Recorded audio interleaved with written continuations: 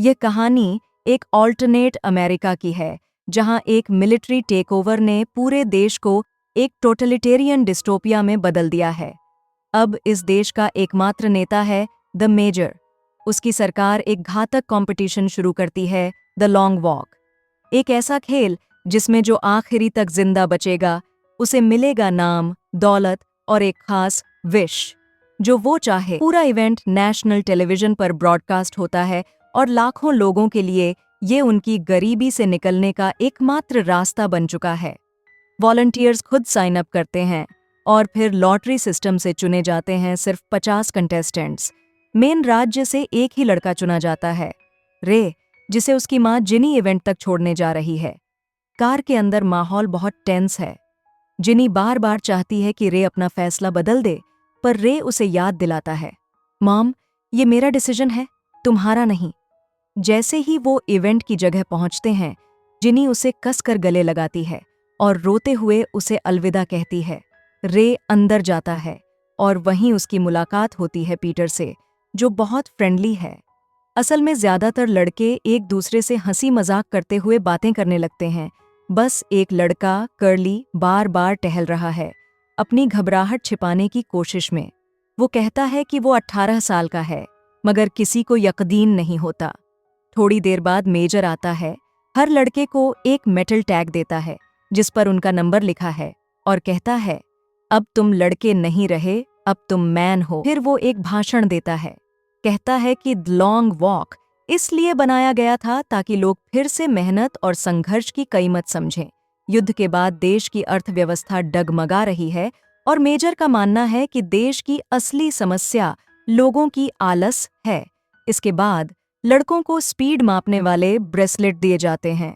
Major नियम समझाता है, उन्हें तब तक चलना है जब तक सिर्फ एक इंसान बाकी रहे। कोई फिनिश लाइन नहीं है। उन्हें लगातार 3 मील प्रति घंटे की स्पीड रखनी होगी। अगर वो इससे नीचे जाते हैं, उन्हें वार्निंग मिलेगी। 3 वार्निंग्स के बाद उन्हें गोली मार दी जाएगी। सड़क से बाहर कदम रखा तो बिना वार्निंग के गोली। मेजर हवा में गोली चलाकर कहता है, let the long walk begin. लड़के चलना शुरू करते हैं। उनके पीछे मिलिट्री ट्रक चल रहे हैं, सब कुछ रिकॉर्ड करते हुए। सड़कें सूनी हैं क्योंकि भीड़ को सिर्फ आखिरी हिस्से में आने की इजाजत होती है। रास्ते के किनारे एक पुलिस वाला सैल्यूट करता है तो एक लड़का, गैरी, गुस्से में उसे मिडिल फिंगर दिखाता है और थूक देता है। शुरुआत में सबके चेहरे गंभीर हैं, पर कुछ मील बाद सब बातें करने लगते हैं। एक लड़का, स्टेपन, जरा धीमा चलता है। उसे तुरंत वार्निंग मिलती है। वो फिर अपनी स्पीड ठीक करता है। बाकी सोचते हैं शायद उसने नियम टेस्ट करने के लिए जानबूझकर ऐसा किया। थोड़ी देर बाद गैरी को जूते में पत्थर लगता है। वो जूता निकालता है और सोल्जर्स उसे वार्निंग देते हैं। तीसरी वार्निंग से ठीक पहले वो जूता पहन लेता है और नैरोली बच जाता है। बाकी लड़के उसे बेवकूफ़ कहते हैं, पर गैरी हंसकर बोलता है, थोड़ा आराम करने का तरीका था। रास्ते में सब अपनी विश और मकसद पर बात करने लगते हैं। आर्थर कहता है वो बस पैसे के लिए आया है, लेकिन रे बोलता है, पैसे से भी ज्यादा जरूरी चीजें होती हैं।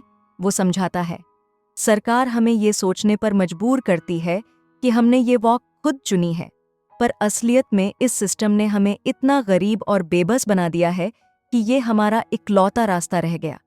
पीटर उसकी बात से प्रभावित होता है।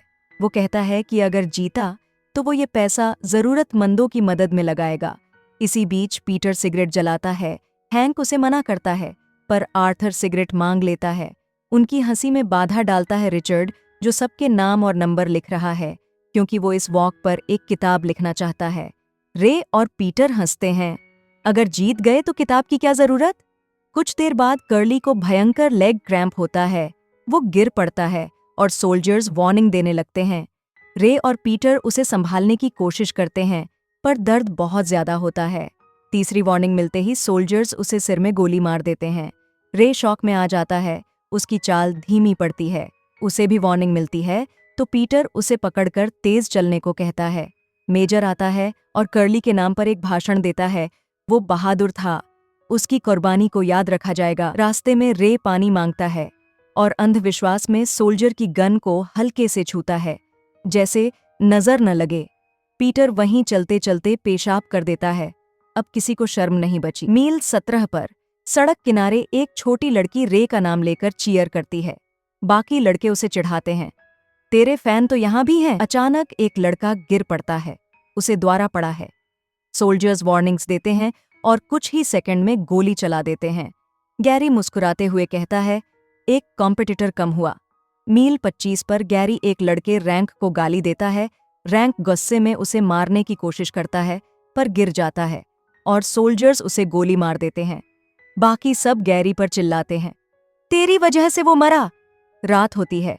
मेजर फिर आता है, एक और भाषण, तुम सब देश के हीरो हो। रे थकान से चलते चलते सो जाता है। पीटर उसे झकझोर कर उठाता है, चल रे, नहीं तो गोली मार देंगे। रे को वार्निंग मिल चुकी होती है। तीसरी वार्निंग के बाद उसे 3 घंटे तक बिना गलती चले रहना होगा। वो चिड़चिड़ा होकर पीटर पर भड़क जाता है, तू बस दिखावे के लिए मदद कर रहा है। फिर आते हैं स्टीप हिल्स। कई लड़के वहीं गिर पड़ते हैं और गोली खा जाते हैं। रे कोशिश करता है पीछे न देखे, लेकिन हर कदम पर मौत उसके पीछे चल रही होती है। धीरे धीरे बस 18 लोग बचे हैं। हैंक, रिचर्ड सब थक चुके हैं। रिचर्ड का एंकल मुड़ जाता है, वो गिर पड़ता है और उसके सिर पर गोली चला दी जाती है, जबकि पास में खड़े 2 छोटे बच्चे सब कुछ देख रहे होते हैं। 100 मील पार करने के बाद मेजर फिर आता है, तुम देश का गर्व हो। एक लड़का भागने की कोशिश करता है, सोल्जर्स तुरंत गोली मार देते हैं। रे और पीटर अब एक दूसरे पर भरोसा करने लगे हैं।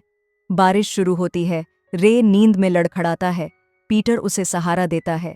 रे उसे बताता है, मेरे पापा को सरकार ने मार डाला था क्योंकि वो बच्चों को फिलॉसफी सिखाते थे जो अब इलीगल है। मेजर ने उन्हें वफादारी की कसम खाने को कहा था पर उन्होंने इनकार कर दिया और वहीं पर एग्जीक्यूट कर दिए गए। रे कहता है, मैं इस वॉक में इसीलिए आया हूं ताकि मैं जीत कर एक गन मांग सकूं और मेजर को मार दूं। पीटर चुप रह जाता है, फिर कहता है, लोग जो हमें चीयर कर रहे हैं वो भी सिस्टम के शिकार हैं। रे, उन्हें ये सब नोबल लगने लगा है क्योंकि उन्हें यही सिखाया गया है। धीरे धीरे सबका मेंटल बैलेंस टूटने लगता है। किसी के पैर कुचल जाते हैं, कोई पागल होकर नंगा भाग जाता है और सब मारे जाते हैं। मील 201 पर हैंक हार मान लेता है। वो सोल्जर्स की तरफ बढ़ता है और गोली खा जाता है। आर्थर चिल्लाता है, रोता है। उसे बचाने की कोशिश में वार्निंग पा लेता है। रे उसे खींचकर बचा लेता है। अब सिर्फ 6 लड़के बचे हैं। वो वादा करते हैं कि जो भी जीतेगा हैंक की बीवी को पैसा देगा। गैरी गिल्ट में टूटने लगता है। वो मानता है कि रैंक की मौत उसकी वजह से हुई। कुछ देर बाद वो खुद को खत्म कर लेता है। सोल्जर्स वैसे ही उसे गोली मार देते हैं। अब बस हैंडफुल लड़के रह गए हैं, रे, पीटर, आर्थर, स्टेबिन्स, काली। सबके पैरों से खून बह रहा है। रे का होटम पास आता है। उसकी माँ सड़क किनारे खड़ी होती है। रे खुद को रोक नहीं पाता। वो उसकी तरफ दौड़ता है मगर सोल्जर्स बंदूक उठाते हैं। पीटर उसे खींचकर बचा लेता है। रे चिल्लाता है, सॉरी मॉम। आगे बढ़ते हुए पीटर अपनी कहानी बताता है। उसके माँ बाप युद्ध में मारे गए थे। उसे उसके चाचा ने पाला जो रोज उसे पीटता। 10 साल की उम्र में वो मर गया और पीटर सड़कों पर जिंदा रहने के लिए चोरी करने लगा। एक दिन लड़ाई में उसके चेहरे पर चाकू से वार हुआ। तब से वो कसम खा चुका है कि अंधेरे में भी रोशनी ढूंढूंगा। वो कहता है, अगर जीता तो सारा पैसा अनाथ बच्चों पर खर्च करूंगा। धीरे धीरे सब खत्म होने लगता है। आर्थर की नाक से खून बहता है। वो मर जाता है। काली पागल होकर सोल्जर की बंदूक छीनता है, कुछ लोगों को मार देता है, फिर खुद भी मर जाता है। अब सिर्फ 3 बचे हैं, रे, पीटर और स्टेबिन्स। स्टेबिन्स बताता है, मैं मेजर का नाजायज बेटा हूँ और मेरी विश है उसके घर में रहने की। वो थक कर गिर जाता है। सोल्जर्स उसे गोली मार देते हैं और मेजर बिना किसी एक्सप्रेशन के आगे बढ़ जाता है। अब बस रे और पीटर बचे हैं। बारिश हो रही है। दोनों खून, पसीने और आंसुओं में डूबे चलते रहते हैं। पीटर कहता है, तू रुक जा रे, तेरी माँ तेरा इंतजार कर रही है। पर रे मना करता है, नहीं, हम दोनों साथ जीतेंगे। फिर रे अचानक रुक जाता है। सैनिकों ने गोली चला दी। पीटर चिल्लाता है, रे, पर अब बहुत देर हो चुकी है। मेजर आता है, पीटर को विजेता घोषित करता है। भीड़ तालियां बजाती है, आसमान में आतिशबाजी होती है और पीटर की आंखों में आंसू। मेजर मुस्कुराकर पूछता है, अब बताओ, तुम्हारी विश क्या है? पीटर धीरे से कहता है, मुझे एक सोल्जर की बंदूक चाहिए ताकि मैं अपने बच्चों को दे सकूं, विजय के प्रतीक के रूप में। मेजर हंसकर सोल्जर्स को इशारा करता है, दे दो, ये अच्छा लड़का है। जैसे ही पीटर बंदूक पकड़ता है, वो सीधा मेजर की तरफ घुमाता है। मेजर डर जाता है। शांत हो जाओ बेटे, तुम्हारे पास फेम है, फॉर्चून है। पीटर रोते हुए कहता है, ये रे के लिए है, और गोली चला देता है। मेजर गिर जाता है। पीटर बंदूक छोड़ देता है और धीरे धीरे वहां से चला जाता है। Screen feeds out the long walk. Make sure to subscribe and stay tuned for more stories like this.